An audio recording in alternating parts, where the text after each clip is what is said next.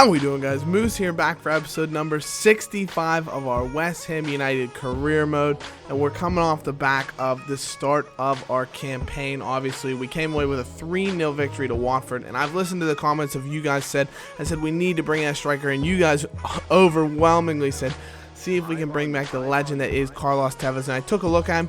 He's valued at 22 million. I inquired about him from Boca and wanted to see what they bring him, and he would be a classy player. I mean, look at him. He's 87 overall. He'd come in and be the best rated player on our team already if we were able to bring him. I mean, he's just unbelievable. The technicals, the physicals, the mentals, he's got it all. He's an unbelievable player if we could bring him in.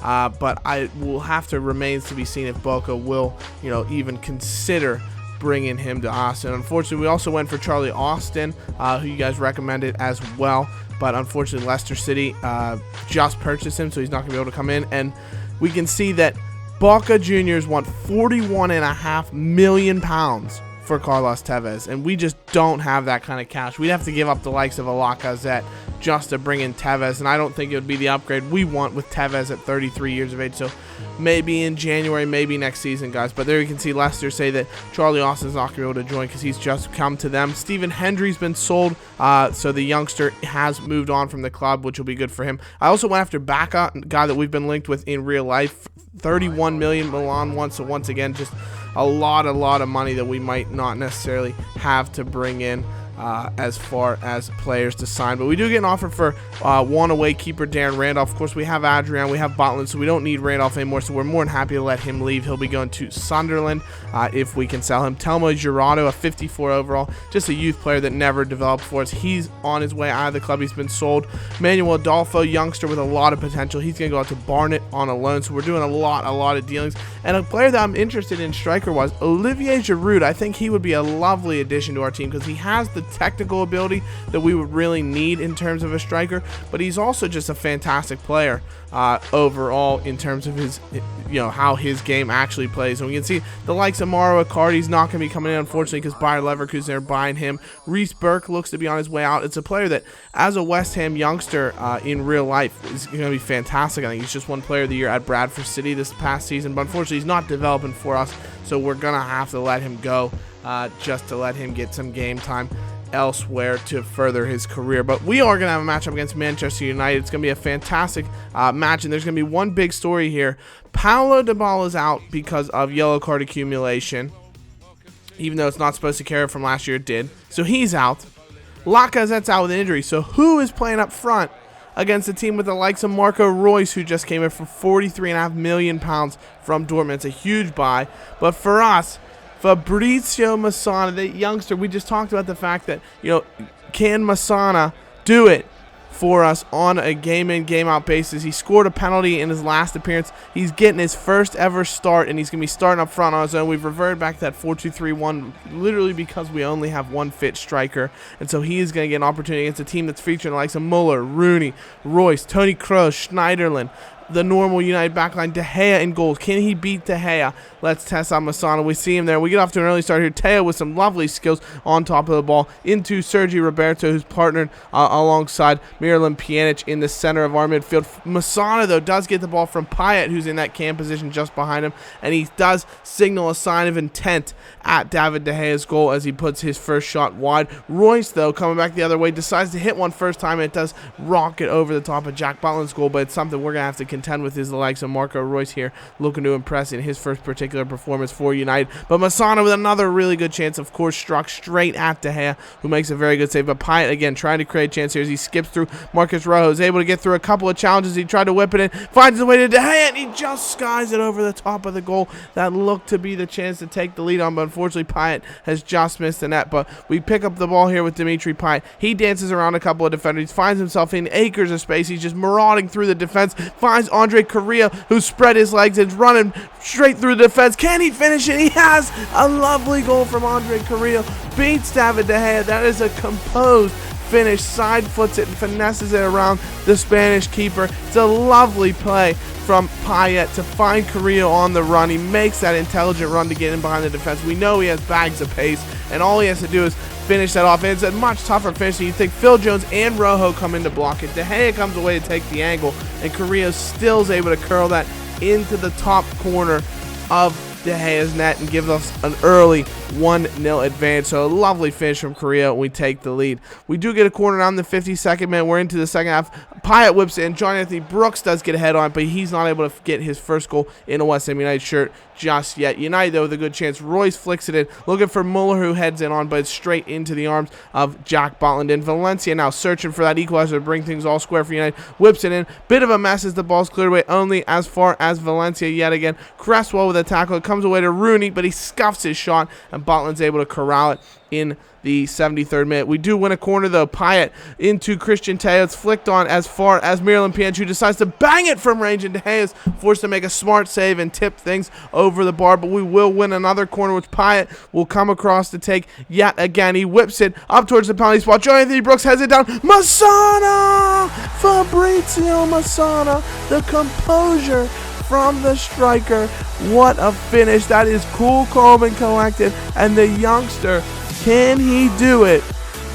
Week in and week out. We said in Hammer's headlines that he have to get on the form the likes of Marcus Rashford, and they have to come of age really quickly to make an impact in this team. And he's done just that. That is an unbelievable finish on his weaker foot, no less. He's actually a left footer, and he just smashes that past De Gea with his right foot. First time, doesn't even think about it, and bangs it in the back of the net. So what a goal for the youngster Masana to make his name heard for West Ham United. We're looking to really put things away in the 84th minute with Pjanic here on a free kick. He puts it straight through the wall. He actually slides it between a couple of players in the United wall, and it does unfortunately go into the side netting and doesn't get us that third goal. But another good chance for Manchester United the other way. Blind strikes one from just outside the area and forces Butland into a sprawling save to keep things as they stand, and that would be how things would finish. A 2-0 victory. Fabrizio Masana shown we can do, and we really just took the game by the scruff of its neck and deserved the victory, no doubt about it. 3 points, 3 moves to my hair points. You didn't see a ton of highlights, but Miralem Pjanic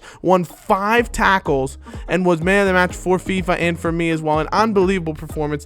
2 moves to my hair points do go to the youngster Fabrizio Masana, who came off late with an injury, unfortunately, but he was fantastic. And 1 moves to my hair point to John Anthony Brooks, the defender. He did get an assist, and he was a stalwart at the back in leading us to victory. We can see Darren Randolph is off to Sunderland, so he will be leaving. That transfer's gone through. We do have an injury worry scare to see what's going on with Fabrizio Masana, and luckily for us, he's just bruised his elbow. He'll only be out for 5 days, so not too much of a scare. We're not worried about him missing too much time. He'll miss our upcoming cup match, but that's going to be about it. And Dybala has served his suspension, so he'll be back ready and raring to go and prove his worth in a cup match against, ironically enough, Sunderland coming up here. But before that, we do have a bid from Crystal Palace for $13.5 million for our young star, Leandro Alder, and he does have potential to be special, which means if we're here long enough, we could see him get up into the 90s overall. That's how good he can be. But we're going to basically say you have to buy him for £35 million or we're not selling. Reece Burke has left. He's gone, unfortunately, so we wish him all the best. And Reece, are you drunk, fella? You're not here anymore. Don't request to play when you're not on our team, buddy. We are taking on Sunderland, of course. That means we'll be facing off against ex-West Ham United keeper Darren Randolph. He served us so well in the first 2 seasons of this career mode, but he has gone to Sunderland, so he'll be taking on his former team. He didn't even have to go up north yet. He just stayed at his flat here in London because that's where the match is going to be played. So we're taking on Sunderland, of course. Our lineup we see completely rotate. Adrian's getting a chance in goal. Iorfa, Ogbonna, Reece Oxford, Medina across the back line. Noble, Chiante, Alderaan, Lanzini making up our midfield diamond. Dybala comes back into the line with Antonio. I don't have any fit strikers, but I wanted to play the diamond, so Antonio actually has one of his secondary positions is striker, so we're going to give him a chance to see if he can prove what kind of attacking talent he does have against this 4-2-3-1 of Sunderland, who we know are going to be very, very stout defensively. I don't think there's any question about that. But Iorfa started off really well on the right-hand side, flicks the ball into the back post to Antonio, creates a bit of a mess. Unfortunately, Chiante's just not able to get his head onto the ball. We're not able to take an early lead, and Sunderland look to make us pay as Will Buckley skips past a pair of defenders, whips into Giacorini at the back post, and thankfully for us, Adrian looking like he's never left Upton Park. What a save from the lad, and I'll tell you what, he is going to be a spiritual and emotional leader of this team. That's how solid he absolutely is. Great chance for Chiante as Randolph punches the ball away, and he strikes and forces the former West Ham man, the Irish goalkeeper, into a really good save. There's no doubt about that. But unfortunately for us, Sunderland go through it, and they sweat the ball across and beat Adrian, unfortunately. It's Danny Graham, that bastard, making the goal. Dr. Benji will be certainly excited about that. One of my favorite YouTubers, I'll give him a shout out, Dr. Benji FM. If you don't know about his love for Danny Graham, then you're missing out. But unfortunately for us, Danny Graham does put the ball in the back of net, and we fall behind 1-0. But looking to counterattack very quickly. Aldair with a strike from range. We know he can bang him from there, but Randolph into a really, really good save as he looks to take a big consolation prize against the team that said we don't need you anymore, and he wants to come away with the victory and say, oh yeah, maybe you should have kept me around, huh? But Aldair with a really good ball to the back post. Keontae unfortunately does sky his header just a bit wide. We're not yet able to find that equalizing tally. Aldair on the ball yet again, finds Keontae, and he's a player that he gets into attacking position so well. If he just had a bit of finishing quality about him, he would really be dangerous, and he'd be more of an attacking midfielder type than that defensive stalwart that he is. Unfortunately, Mikel Antonio, you have to say the same thing about him. 2 bites at the cherry, but Randolph's not even forced to make one save. 1 block, and it does go wide following that. So Adrian with a really good save at his near post to keep out Gooch, which is great. But we come on here in the 71st minute. We're trying to find that equalizer. We've brought the likes of Dimitri Payet on, just a bit more attacking quality. Antonio, a lovely passing move, but he's not able to finish yet again, so his finishing boots have certainly escaped him today. 81st minute, though, now. Antonio out wide to Paulo Dybala. He sees Randolph coming off his line, goes around him, strikes it, and it's come off of a Sunderland defender. It might have been Randolph, and it's in the back of the net for Paulo Dybala. He won't get credit for the goal, obviously, but he's certainly made it. It actually comes off the face of Randolph.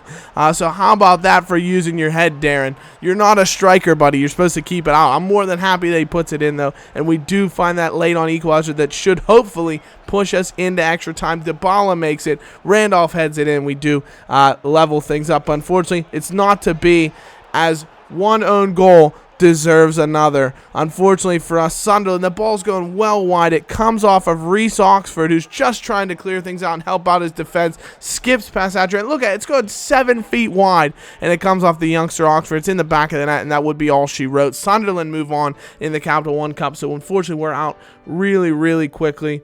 But needless to say, that gives us more chance to focus on the likes of the Champions League and the Premier League. So we're still going to have plenty of competitions left to play in. Man of the match for me, it was tough to pick. Nobody really played great, but Mark Noble's going to get the 3 Mooses Mighty Hair points for me. The skipper, of course. 2 points for Adrian, who I thought played really well in spite of the unluckiness of that last goal. And 1 point for Dominic Ior for the right back, who I thought deputized for Vanderfield really well and had another solid game. He's a decent player considering he's only rated about 73 overall. Unfortunately for us, Arsenal do reject our offer for Giroud. Crystal Palace say they don't want to go ahead with the Aldair deal because he did pick up a knock, and there was no way they're going to pay that anyways. He'll be out for about 3 weeks with a sprained knee, which is okay because we have a lot of cover in his position.